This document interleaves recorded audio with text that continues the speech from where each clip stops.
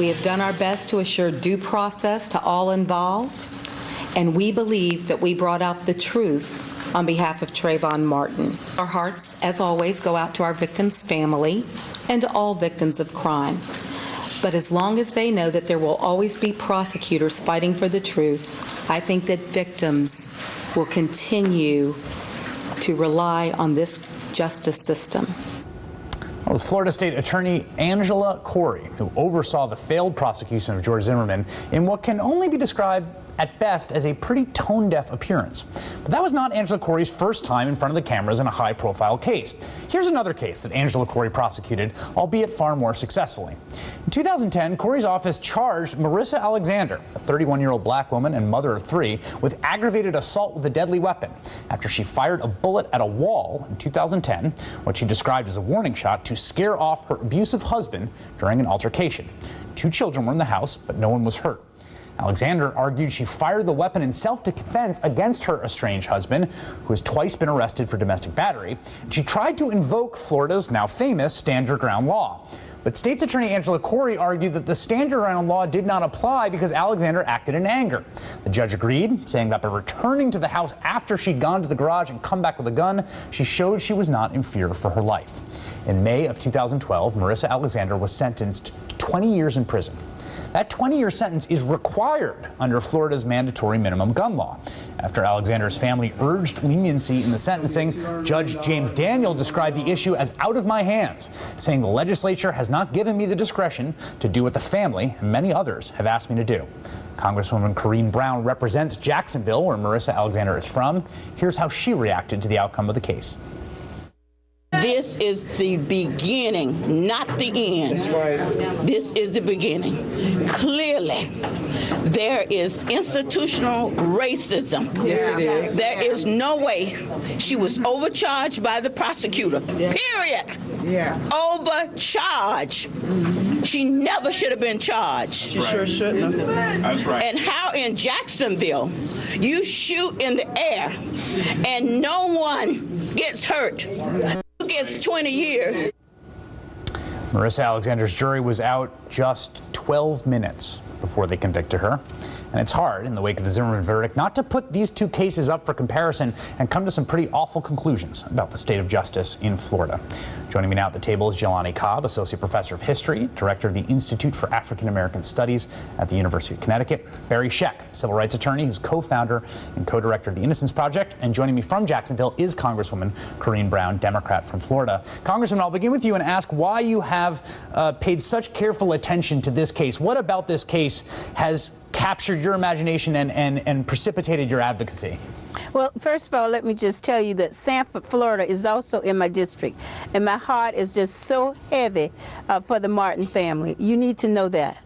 And I contacted the Justice Department as soon as this incident happened, along with the Congressional Black Caucus, and asked them to investigate. Now, the case in Jacksonville, Melissa Alexander has a master's degree, never had any trouble with the law. And the case shows that she was abused, beaten, put in the hospital, pregnant with the baby of her husband at the time. She shot a warning shot. She was overcharged and got 20 years. The week before, someone convicted of murder got 15 years. Let me just say that the criminal justice system is not working for the people that I represent. It's not working for not just blacks, but poor people. Something needs to happen. And you can't not just expect the president or the congressperson, but you've got to arm yourself, you got to be registered, you've got to vote that ballot, you got to vote for the attorney general, the judges. I mean, everybody got to do their part, because this is unacceptable. Barry, let me ask you about mandatory minimums, because that's a huge part of this case. And it seemed like this is one of those cases, and you see them occasionally, where judges will just say, essentially, without saying it, this is ridiculous. This is a ridiculous sentence. I wish I didn't have to.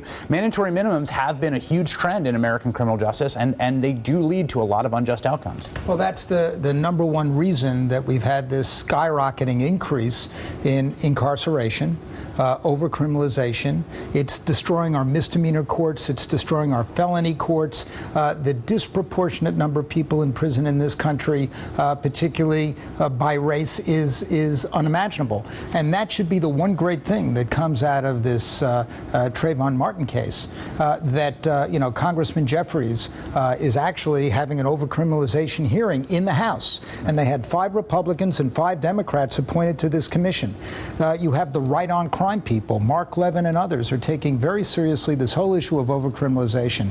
So the first thing, as the Congresswoman said, is that the judge had no choice. But this case was overcharged. Yeah. And I want to say, I wonder if the Congresswoman agrees that Angela Corey's predecessor, Harry Shorstein, would have never, ever charged this case. And what was your... Yes, please. Never. He never would have charged her like this. Never. And Congresswoman, and what you're was your... talking about someone that had no priors. A person had a master's degree, had a job, it was an incident. Right. One incident, and the week before, a person got convicted of murder and got 15 years, and the next week she got sentenced to 20 years. And I want you to know, when I talk to my colleagues and I've talked to different groups and organizations around the country, it's hard for them to believe that a person could actually get 20 years for firing a warning shot and no one got hurt. But yet in Sanford, you kill a youth and yet, not guilty. I wonder if... I'm not comparing it, but it's something wrong with the system, and we need to double down and change the law. That's the state legislators. We need judges to give them more discretion. Yep. I mean, we need to deal with the criminal justice system. And let me just say one thing. As a mother, we tell our children, do not talk to strangers. Right. And we work with them to talk with the police force. But George Zimmerman was not a police officer. He had no business saying anything to that young man. None whatsoever. I think everyone agrees they wish that he had stayed in the car that night. Congresswoman Corrine Brown, thank you so much. I really appreciate it. We'll be right back. I want to talk about this overcriminalization right after this.